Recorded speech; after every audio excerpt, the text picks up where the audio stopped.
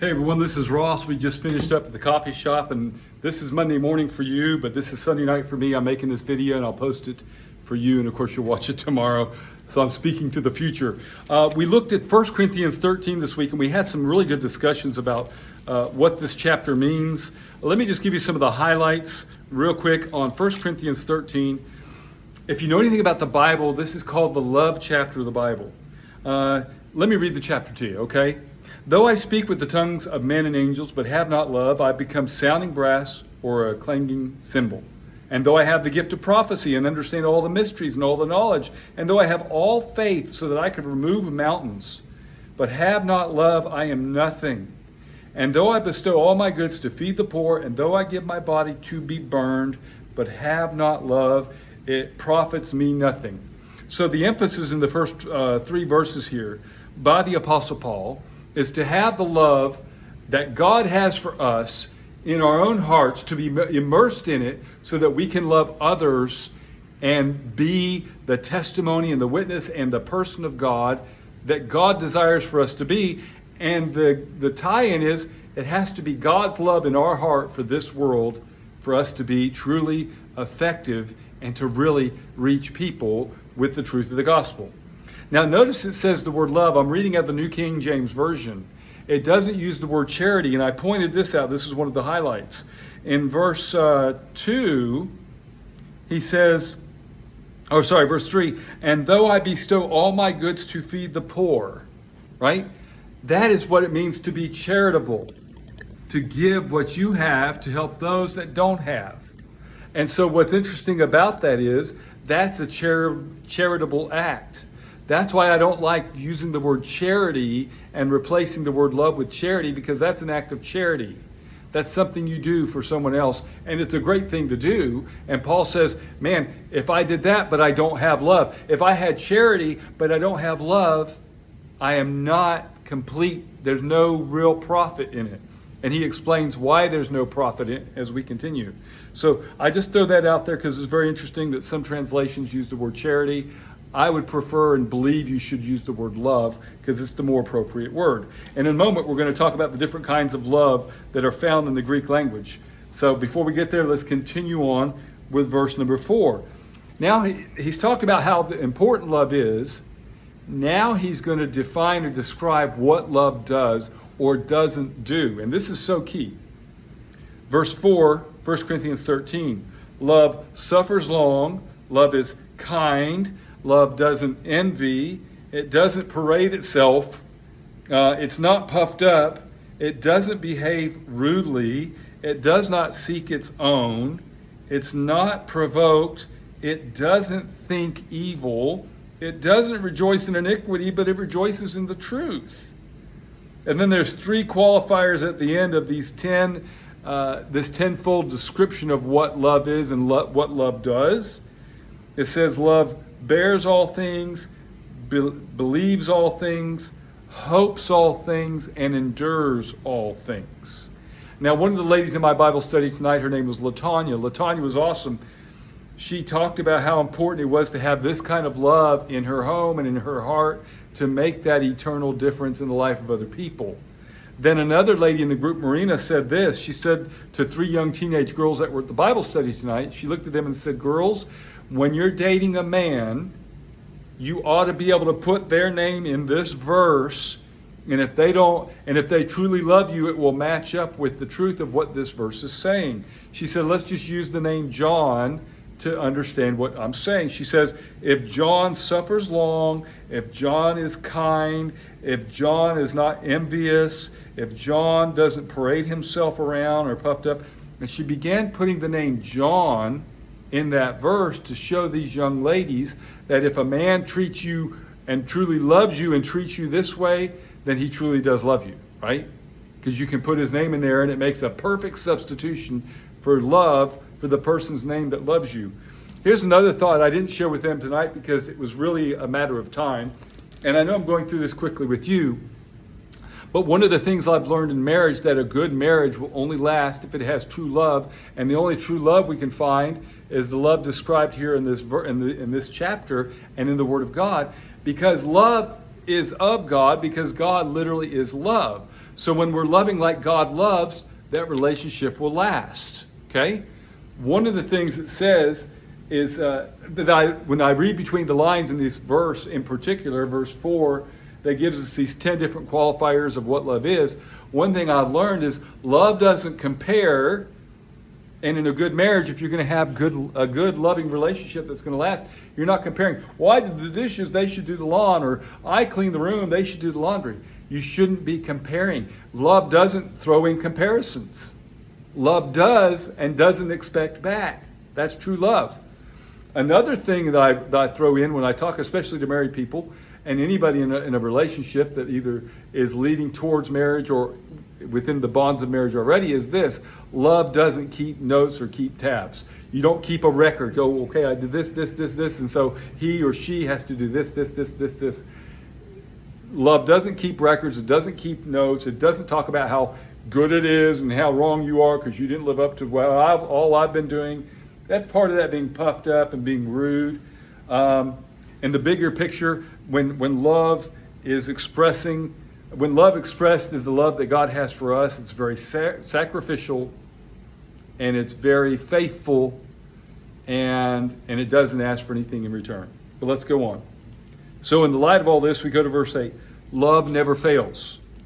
Whether there are prophecies, they will fail. Whether there are tongues, they will cease. Whether there is knowledge, it will vanish away. Here's the point. Prophecy has been given to us, and I believe prophesying still takes place, right? But at some point, there will come an end where there will be no more need for anybody to prophesy. At some point, there will be no more need for us to speak a language or to witness to people in their language or witness in our language or communicate in any way about anything relating to God and Jesus dying on the cross, because that will be complete. Because at some point in time, we won't need prophecy. We won't need this knowledge that we have now, because it's meant for us to operate in this realm, not in the realm of the spiritual where God is, in the place where God is, and that's in heaven. Then he goes on to qualify this. Paul does. He says this in verse 9. For we know in part and we prophesy in part. In other words, we share what we know and we see what we can understand, but it's only in part. We don't have the entire picture yet. But when that which is perfect has come, then that which is in part will be done away. So what we learned there is what we are practicing and experiencing now is for now. But at some point, this will all be complete and over, and we'll be perfect with God in heaven. We'll have this perfect knowledge of him and who he is. That's why when it says, when that which is perfect is come, then that which is in part will be done away. I truly believe that refers to 1 Corinthians 15, where it talks about Jesus will come at the sound of the trumpet, and in the twinkling of an eye, this corruptible body will be made incorruptible, and this mortal body will take on immortality. In other words, we'll have the body like Jesus had. Now, if you don't know what kind of body that is, read the resurrection story and what takes place after the resurrection story, when Jesus is in different places in very quick time that have a distance between them. He's over here and 7 miles, in a 7-mile distance, immediately he's over here. This is my own thought, but I do believe when we have this perfect body as Jesus had and exhibited, that we will be able to move at the speed of thought. I really believe that. I believe that's how angels get about. I believe that's how Jesus in his post-resurrection body moved from one place to the other.